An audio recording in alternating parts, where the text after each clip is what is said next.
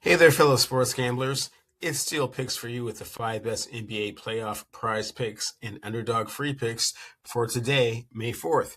Before we get into today's picks, let's do a quick recap of what happened for us yesterday. Cade Cunningham was 10 for 18 from the field to go under the 23.5 field goal attempts we said he'd go under. Desmond Bane had 16 points, 3 rebounds, and 3 assists to go under the 26.5 points, rebounds, and assists we said he'd go under. James Harden had 5 first quarter points to go over the 4.5 points we said he would. Evan Mobley had 1 block to go under the 1.5 blocks we said he'd go under. And the lone holdout of the day was Jalen Duren, grabbing 15 boards, well above the 9.5 rebounds we said he'd go under. 4 out of 5 is pretty good, and in addition, the 3-leg prop parlay that I put together of James Harden over 4.5 first quarter points, Cade Cunningham under 23.5 field goal attempts, and Evan Mobley under 1.5 blocks came through. But let's see if we can't get the immaculate ticket today.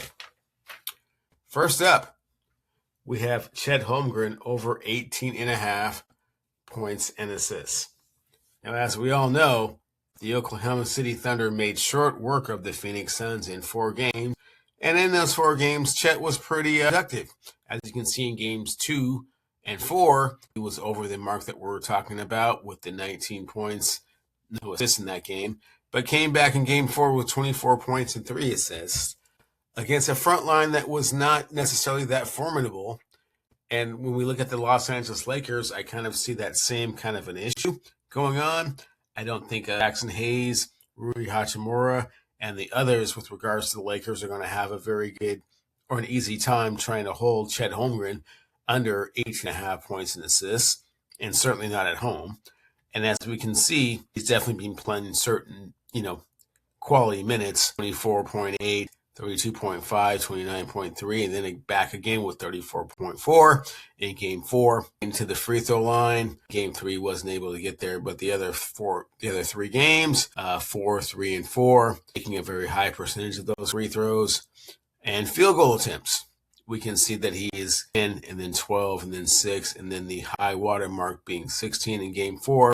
So definitely think that he's going to be able to get his shots in. And in addition, with no Jalen Williams, I certainly think that he will be more of a focal point with regards to kind of being a shotgun to Shai Gilgeous-Alexander. So I definitely think that this is an opportunity for Chet Holmgren to establish his presence of authority, going over the 18.5 points and assists. And as you can see, Novig likes it as well at the minus 118. Next up, we have Marcus Smart over 1.5 free throws. And as you can see, during the playoffs, we're starting to get a pretty good sample size with regards to what we're seeing, with regards to the stats and analytics. And you can see that we now have 6 games with which to take a look at. And he has been over in 5 of those 6 games. Not quite sure what happened in that last game, not getting to the line as much as we might like. But as you can see, the high water mark being the overtime game in game 3. So a little bit of an outlier, a little bit of an anomaly. But 4 and 4, 3 and 2. Obviously, the Oklahoma City Thunder present different matchup issues than the Houston Rockets did with regards to point guard play. But at the same time, I definitely think that Marcus Smart is going to be very aggressive going to the line. And again, being the team's third option at this point, I certainly feel like he's going to try to force the issue a little bit and get to the free throw line as much as he possibly can.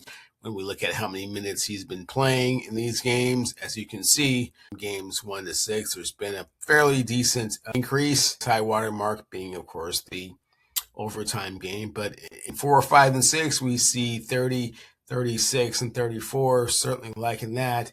And with regards to getting to the free throw line, you can see that it's been at least over this mark, the 1.5 in every single game. The one made in game 6, but in the other games, been pretty efficient from the free throw line. Perfect. 9 for 11 here. And in the first game, he was 4 for 5. Sorry, the second game, he was 4 for 5.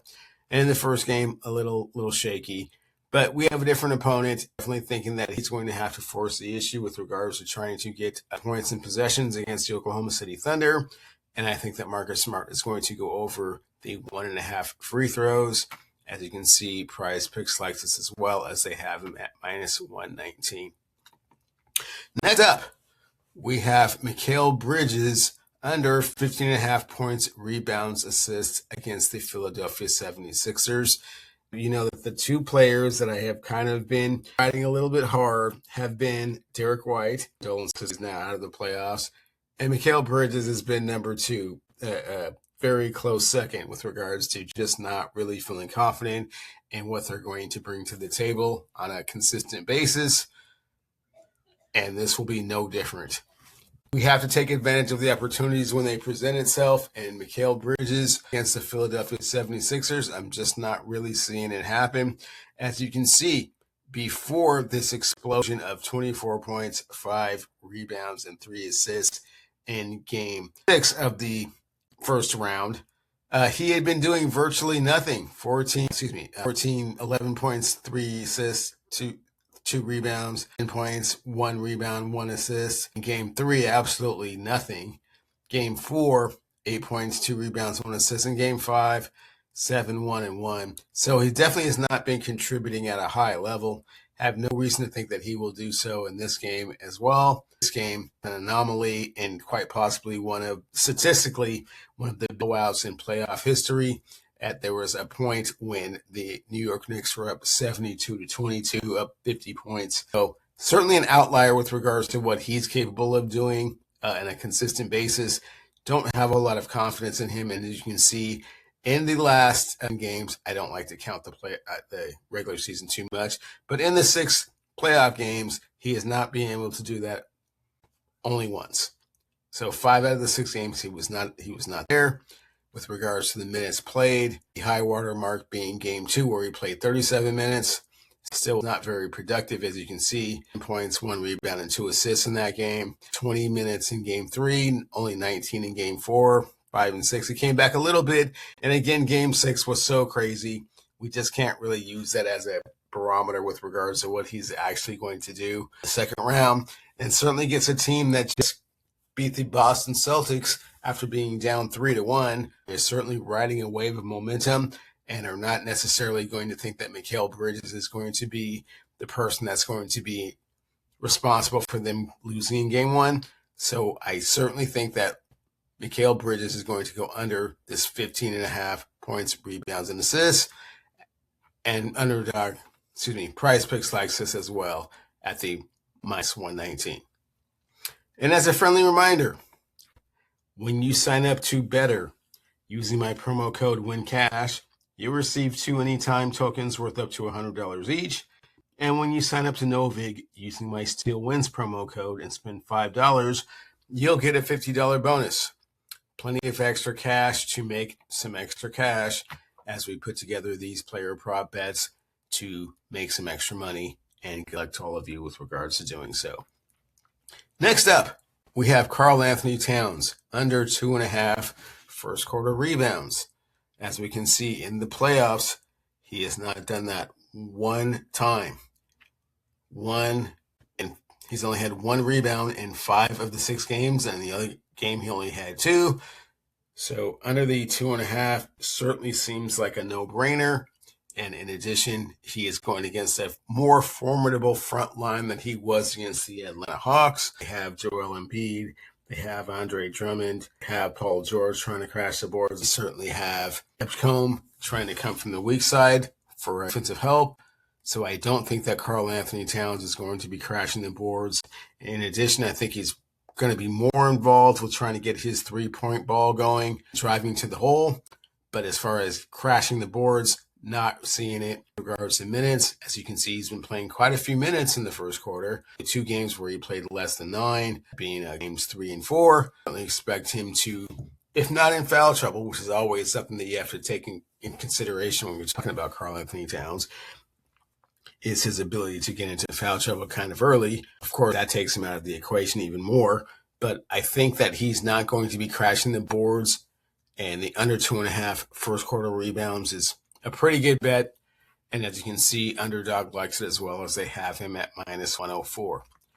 And last but not least from that same game, Tyrese Maxey over 36.5 points, rebounds, and assists. And as you can see, during that 7-game series against Boston, he only missed it 2 times. Both of those games a little bit off the mark from the shooting aspect, but was still getting boards and assists. And as you can see, in 3 of the games, he was able to get 30 points, games 3, 6, and 7. 30 points alone, and close to that 36.5 points, rebounds, and assists. And in Game 7, he had the 30 and 11 to go over without even the assists. And in Game 5, he had the 25 and 10, very close to over the points, rebounds, and assists, just on points and rebounds. And the same thing with Game 3, 31 and 4, very close to the over 36.5 points, rebounds, and assists, just on points and rebounds alone. And I certainly think that his matchup with regards to what Jalen Brunson's going to be able to provide defensive-wise, I think that Tyrese Maxey definitely has the advantage. I definitely see him trying to get to the hole and probably getting to the free throw line more often against the Boston Celtics. As you can see, against the Celtics, our only kind of body of work right now. We had 5 attempts in Game 1, 2 and 2, Game 2 and 3, 4, 2 in Game 5. 5 in Game 6 and 6 in Game 7.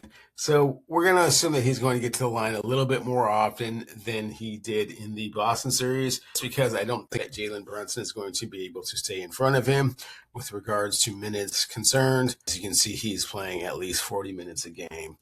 That's just what's up. It's the playoff time. We're in the second round. It all comes down to what we can do now. And Tyrese Maxey, I feel, is going to be up for the moment. With regards to field goal attempts, as you can see, pretty consistent. He's definitely getting his shots up a little bit more in the first 3 games of the series, with the 20 and then 28 and then 31, a little bit tapered off in games 4 through 7. You can see a much higher shooting percentage. So I definitely think that if he's making between 10 and 11 shots in the game, and combined with the rebounds and assists, he will definitely go over that 36.5. And as you can see, Novig likes that as well, as they have him at -109. So to recap, we have Chet Holmgren over 18.5 points and assists, Marcus Smart over 1.5 free throws, Mikal Bridges under 15.5 points, rebounds, and assists, Karl Anthony Towns under 2.5 first quarter rebounds, and Tyrese Maxey over 36.5 points, rebounds, and assists. And in addition, the ticket that I put together is Mikal Bridges under 15.5 points, rebounds, and assists, Karl Anthony Towns under 2.5 first quarter rebounds, and Marcus Smart over 1.5 free throws. That's the 5 picks I have for you today. Please be sure to like and subscribe to the Still Picks for You channel. And good luck, everyone.